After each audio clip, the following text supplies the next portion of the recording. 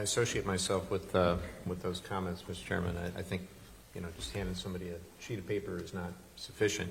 Dr. Going, I wanted to go back to our subcommittee's legislative hearing in May, and there was something in particular that, frankly, was frustrating. My friend, Congresswoman Sarah Jacobs, asked a question regarding her draft bill to establish an Office of Food Insecurity at VA, and VA was not able to answer very basic questions that she asked. I think we all appreciate the work VA is doing to combat veteran hunger, truly trying to pave the way for the healthcare industry in its focus on social determinants of health. And that's why I think we were all confused why VA wouldn't support legislation to permanently codify an Office of Food Insecurity at VA. Committee staff, they're here. I know they worked really hard to draft this legislation with the input of hunger advocates and others. We're open to VA's feedback in terms of how to improve the bill, making sure it provides the flexibility that VA needs to make the office effective.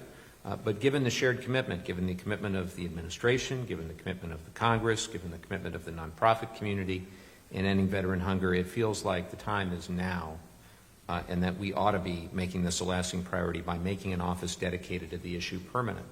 So I'll ask again, how does VA plan to ensure that the existing Food Security Program Office will continue to operate in future administrations, even when priorities might shift? So thank you, Chairman Levin, for the question. Well, VA is completely supportive of the intent of the proposal of legislation. The new office, we felt, needed the agility and flexibility outside of the legislation to be able to meet the true needs and respond quickly to the needs of our veterans. As you have seen, the Secretary has strongly supported this by approving the development of this office.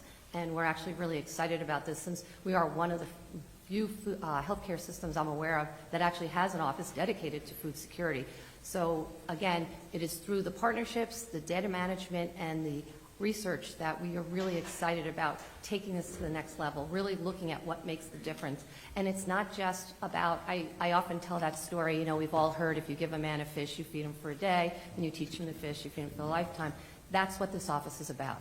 We are not about just opening up food pantries and handing food to hungry veterans. It's the addition of the nutrition education. It's the fact that I myself am a dietitian, that Daniel is a dietitian sitting in front of you, that we've really connected to the nutrition security as a goal, because we are really looking to put these food pantries out there with nutrition staff available, so that when the veteran comes in, he or she is not just getting a bag of food, but that we actually can access their medical record because we have the electronic record, and then I can see that if I just give you a bag of food filled with cans of food, that actually might make you sick. That food is that's not going to be helpful to you. And it's the real intent of the idea that I mentioned earlier, that food is medicine. And that only happens when you have nutrition education linked with different food distribution. And those distributions are where our partners come into play. So I agree, Doctor, with everything you said, 110%. I sincerely do. I guess the question that I have for you is, will you work with our outstanding staff who are here, who work really hard, who really want to get this right? Will you commit to working with them in the coming weeks and months to get this done so that we can get that legislation across the finish line and make this office permanent? I welcome the opportunity to work with your staff, yes.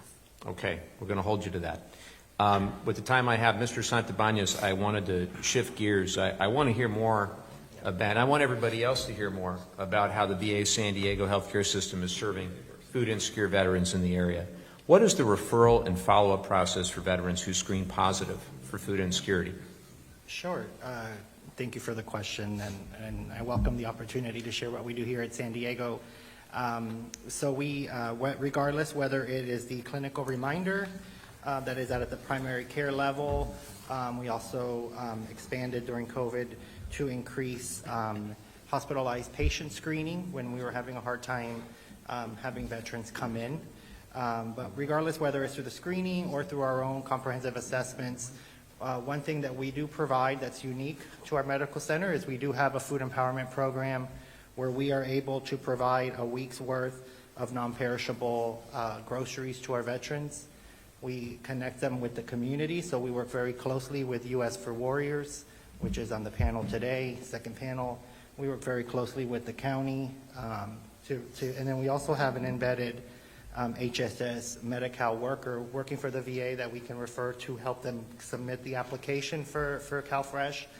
But we do provide a lot of individualized counseling as well, which is what's unique to the VA, and where we work so closely with some of the food deliveries and other organizations in the community. So we're able to work with them. Most veterans that are food insecure, and most of our veterans here at San Diego tend to be have depression, PTSD, or other mental health issues. They also tend to have a chronic disability, such as chronic renal disease or diabetes, which really requires more than just access to food. It also requires education, counseling, and we're able to do that through multiple modalities, whether it's through face-to-face visit, whether it's through video to home, conferencing, or even telephone appointments. For veterans with access, we can also do secure messaging. So we stay in contact with our veterans. We are available without need of a referral or a consult. And so we're always continuously trying to provide improved services. And we also work very closely with social work. We have an assigned case manager that updates through 211, and they update a resource guide bi-monthly of all the available food resources, and that's distributed among the dietitians, and it's also distributed among our primary care nurses. During COVID, we had an opportunity to expand the number of clinics that we can provide the food empowerment program, and so we also use that opportunity to expand training for primary care nurses so they can identify patients who may be food insecure but may not want to admit it or may not want to ask for the help.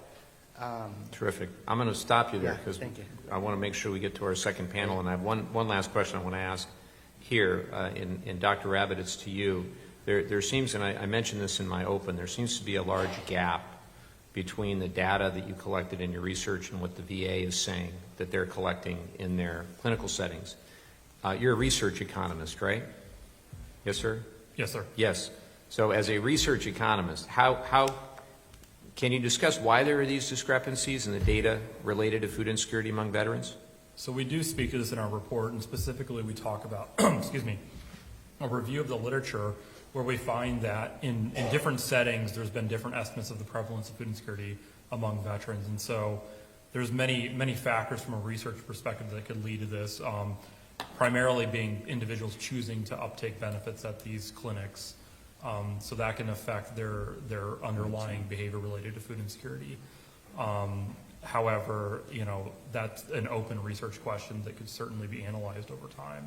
So could you expand on that and maybe speak to the prevalence of hunger among veterans who are enrolled or eligible for VA health care versus those who aren't?